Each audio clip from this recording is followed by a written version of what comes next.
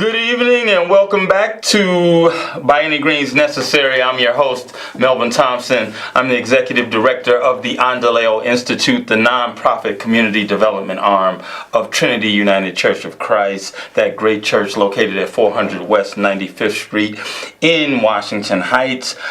We are just excited about this being our final show of the season, which means it's our final market day, our farmers market that happens at 95th and Normal this Saturday, September 29th, will mark the end of yet another great season. And if I had to rank the weather, I would give it probably an A- for this season. I think just about every week, except for maybe 1 week when it was a little rainy, and then I think we got a little cool one day. But other than that, we've had some 5-star weather, and I just so appreciate everyone coming out, rain or shine, to take advantage of all the wonderful fruits and vegetables and vendors, the jewelry, the growing tower, just about everything. Last week we had a marvelous time. I got my blood pressure checked from the wonderful students at Chicago State University. The College of Pharmacy came out, and some of their promising and aspiring students came out to give free blood pressure checks, and that was just wonderful. And that happens every season. I have to thank Tracy Williams, one of our Trinity members, for always putting that together and making sure that our students locally are represented. And I'm looking forward to doing some tremendous work with them going forward, particularly because of the pharmacy deserts that I've talked to you about many times. And that brings up a point.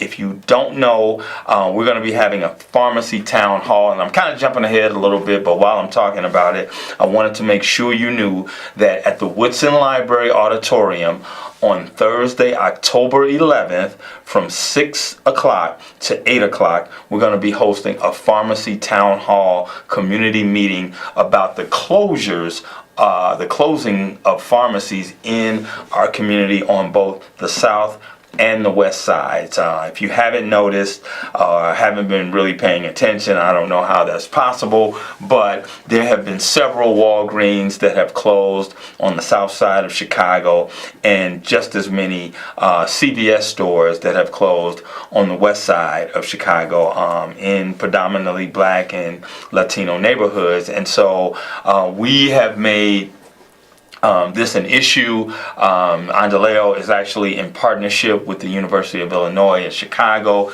There's an assistant professor there, Dr. Dima Cato, who has been working with us this past year, and we are now part of a 3-year grant to actually research and advocate for better policy in terms of future pharmacy closings and the alternatives to how we can mitigate the impact of these closings in our community. So if you have any thoughts about anything today, the show is completely wide open. Whatever it is you want to talk about, anything that I mentioned, 312-738-1060. That's 312-738-1060. I know you're out there. Give me a call. Want to hear from you today. We've had some marvelous community meetings where we've been able to talk about a litany of different things that are impacting our community, including pharmacy deserts. Last night we had a terrific CTA Red Line meeting at Woodson, and I have to say, the month of October, we're going to really be inundated with community meetings back to back, almost on a weekly basis at Woodson. And that's one of the wonderful things that has come out of the restoration of the library, is that it has this wonderful meeting space in the auditorium where we've conducted these really engaging community meetings. And I have to stop right there and just talk about the value of community meetings, because to get someone to come from their home or come from work or come from wherever they are and actually come and spend a couple of hours in a community meeting and sit and listen to other people and have a chance to weigh in on issues that impact them, is priceless. And I so appreciate the numbers of people, and they're growing each time that we have these meetings, and the conversations are getting richer, a bit contentious, which is cool because everybody doesn't think the same way, and that's not the purpose of the meeting. But what is the purpose is to build some sort of consensus around issues that impact our community, and all our issues are universal. So it doesn't matter if you're on the south side or the west side or of the city. The things that resonate, like food deserts, pharmacy deserts, unfair housing, the lack of affordable housing, corridors that need investment, food deserts, all of these things are really universal in our community. And I've never seen a more exciting time. And I think the attendance that we've been experiencing for these community meetings are really par for the course in terms of what we're seeing from a political standpoint, and the opportunity to cast our votes in the next couple of months for new leadership at the state level, government level, local government level, and just statewide. And so we're really, I'm getting a sense that people really want to air for change and for improvement for things, no matter who's in office. And I think that people are starting to come out because they're recognizing that it really doesn't necessarily matter 100% who's in office. I think what the realization is that it's incumbent upon us as community members to actually participate in the education, the housing, the economic development, the health of our communities. We have to be active participants, and that's been the whole goal of our community visioning sessions that we've had since July, and each one has grown in attendance. And so on October 18th, we're going to have our fourth and final community visioning meeting that will basically sum up the previous first three. And so what we're going to do is kind of just give back to residents and the attendees what we've heard, or what we thought we've heard from them in terms of what they've articulated to us through these meetings in this fourth meeting. And then that'll give us instruction in terms of next steps and what we want to achieve in 2019 in terms of economic development, improvement in our education system, the continuation of affordable housing in our community, and all the things that are important to us. And I think this is going to be critical in terms of when the politicians start hitting the pavement, and I know they're doing that now, but the people who are seeking your vote, we've got a litany of candidates that are running. But do we know what they stand for? Do they stand for some of the things that we've been talking about in these community meetings? And it's not just with Endeleo, but I went to Oakdale Covenant Church, which is right down the street at 94th and Vincennes, wonderful church. They had a community meeting in the middle of the week this week. I believe it was Wednesday night, and it was outstanding. It was outstanding, very well attended.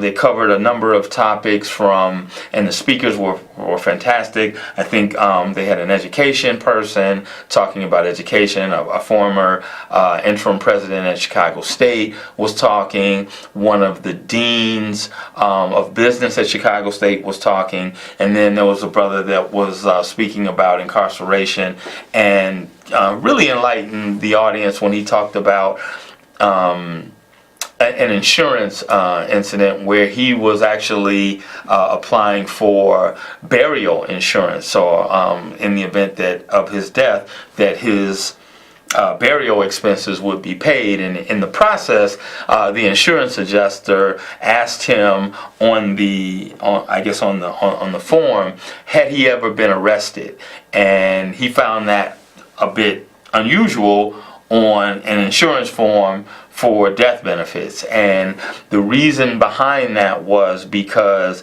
had he said that he had been arrested, it could affect the policy on whether or not the insurance company would actually accept him as a risk. And I thought that was pretty striking, that even in death, insurance companies are looking at your criminal record and criminal background. And just think about that as another barrier, yet another barrier to people who have been, caught up and gone through the system. Just another avenue of where this could potentially hurt you and the family that you belong to. And so, a lot of good information. And what I've taken from all of that is that we need more and more community meetings. We need more platforms where residents can come out and be heard, because no one has, I completely subscribe to the fact that no one has a monopoly on great ideas. And so we just set the tone, we just set the platform, and then we let the community come out and give us direction. And I think that's the way it should be. I remember one brother, describing exactly what the corridor should look like in his opinion, and he had a list of different things, and I had to let him know that, in community we have to go by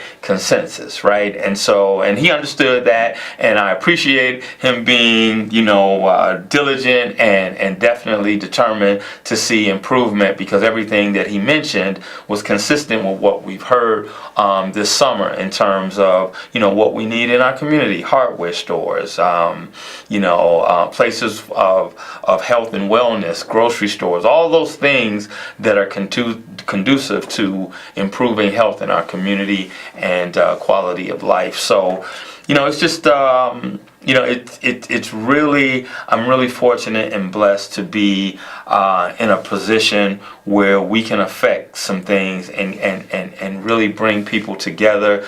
We've got some other neighborhood organizations. I mentioned last night we were talking about the CTA Red Line. Oh man, we had Dr. Lou Turner, who's from the University of Illinois, who has done extensive work around research, I should say, around the CTA Red Line, from its origin, the legislation, the policy, the environmental studies that his policy organization, the African American Leadership Policy Institute, has written, that people in the public municipalities have actually adopted and put in their own documents, right? So, they've done all of this incredible, arduous work in putting these things together, and yet they haven't necessarily been recognized as a priority. And that's one of the things that I took from that meeting last night is, Dr. Turner said, don't let people tell you that, yeah, you're one of our priorities, we'll definitely take.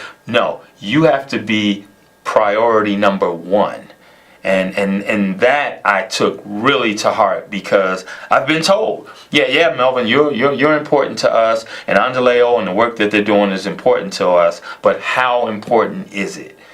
Is it first on the agenda? Do people wake up in the morning and say, how can we help Endeleo move its agenda to better its community? Don't know the answer to that, but I can tell you from this day forward, we're going to be making sure that we are priority number one, and that our communities are priority number one, and politicians that are aspiring to higher office should be, informed that your issue is priority number one, whether it's improved education, the same kind of education, based on the reports that we're reading that recently came out about, just the quality of education that white students are getting on other sides of town, and the low, less than 50% of black students that are exposed to that that kind of education. It's appalling, because what that does, and I explained this last week, what that does is, if you're not getting 21st century education, then you're not being aligned with what the opportunities are from a 21st century job or entrepreneurship perspective. And so you're completely behind the curve. And so, you're being trained or educated in the wrong things, or in areas that are not going to pay you a wage that'll be able to sustain yourself and whatever family you plan on having. And so, and then on top of that, colleges and schools and universities have the audacity to, have these incredibly high tuition expenses, forcing people, particularly African American and Latino students, and even white students, to take out these incredible loans that are tied to you until you die, and so, if you're not studying what you need to be studying in terms of excellent wages, or wages that will, pay you, beyond a living wage, a comfortable income that'll help you raise a family, pay off that student loan debt, and live a relatively comfortable life, then you're behind the 8 ball right after graduation. And so, we've got to stop that cycle. And so, education is really going to be more of our focus as we go forward. And not just education from a book standpoint, but just educating our community about the connectedness to all of this that determines the quality of life. So, you've always heard, and we always have known, that education is really the cornerstone of everything that we do, and never more so than right now. Because, again, if you're not being exposed to the kind of education that's going to be necessary, and I'm not talking about education that's way over your head, I'm talking about problem solving, thinking analytically, thinking critically, team building, being able to collaborate and work on multiple projects. Those are topics and issues that any young person can aspire to. It's not rocket science. Yet, if you compare side by side the programs that let's say a Finger High School is experiencing versus a Francis Parker on the north side, you will see a distinct difference in programming. And the programming that you will see on the north side is, really 21st century, this collaborative, working together, critical thinking, decision making, all of these different things. That's because that's what's needed in the 21st century, because careers as we know them are not going to be careers, right? They're going to be a series of projects. And so you'll need that flexibility to be able to pivot, which is a really critical word. Pivot. That's actually a book that I highly recommend. I can't think of the author's name, but go Google a book called Pivot, and that will tell you about how flexible and adaptable you need to be in the 21st century in terms of changing direction.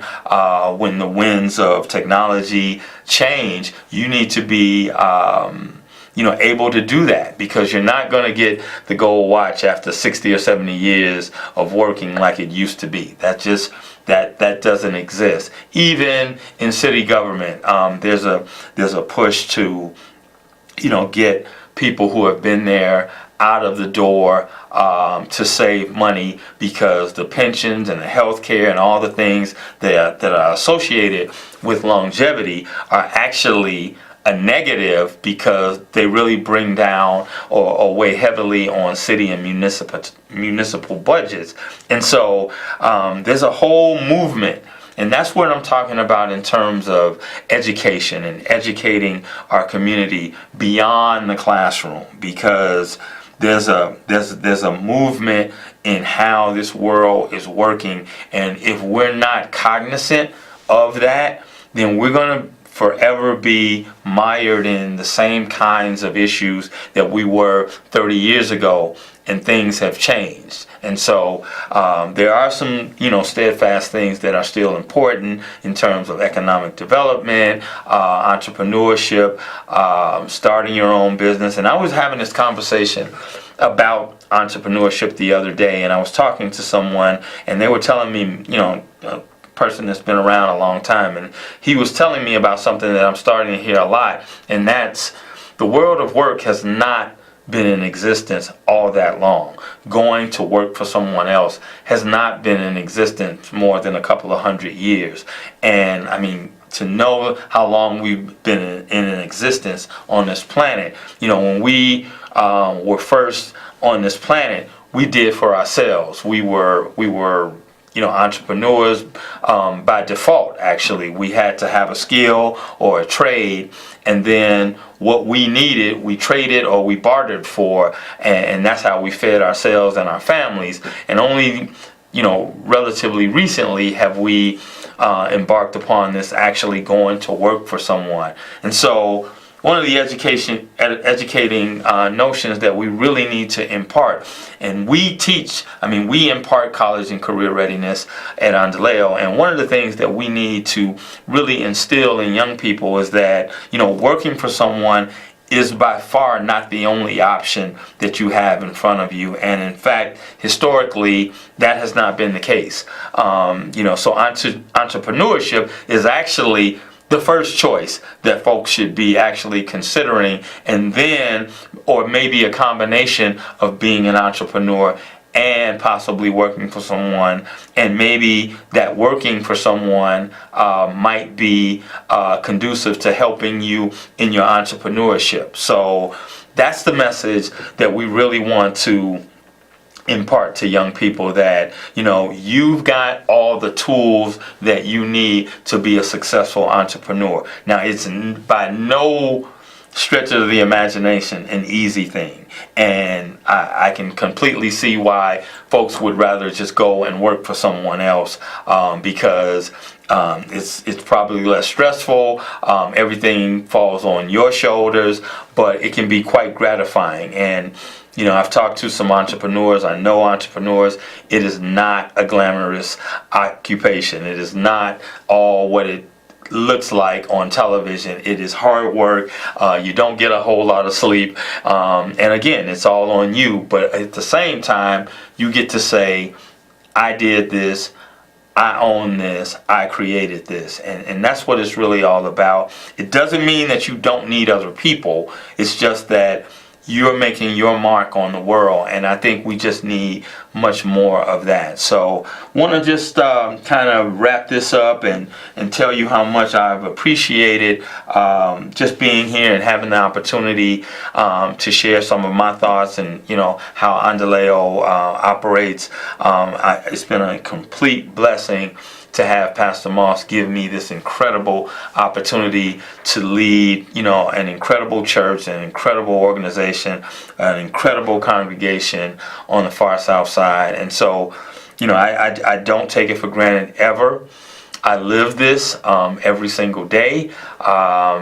It's on my mind whenever I see something that's not right in our community. I write about it, talk about it, and we're gonna, move the needle and do things in a very positive way going forward. This will be our 5th year at Endeleo, and so it's a milestone for us. We're having an annual meeting that you're all invited to come to on October 25th. Where else? The Woodson Library Auditorium. So if you are interested, please come out, support us, learn more about us. We have a Facebook page, we have a Twitter page, and of course, EndeleoInstitute.org. You can go to our website. We're currently revamping it right now. I just want to thank again CAN TV for being so gracious and giving us the time to talk about what we're doing on the far south side in Washington Heights. I appreciate you. Please, please, please come out. to our final farmers market, because there are going to be more things that are going to come from that farmers market. We're intent about creating a year-round space that'll also double as a pharmacy space. And so, please join us. This is significant work. It's a template for what other communities can do. And I appreciate your time. Thank you very much, and we'll see you soon.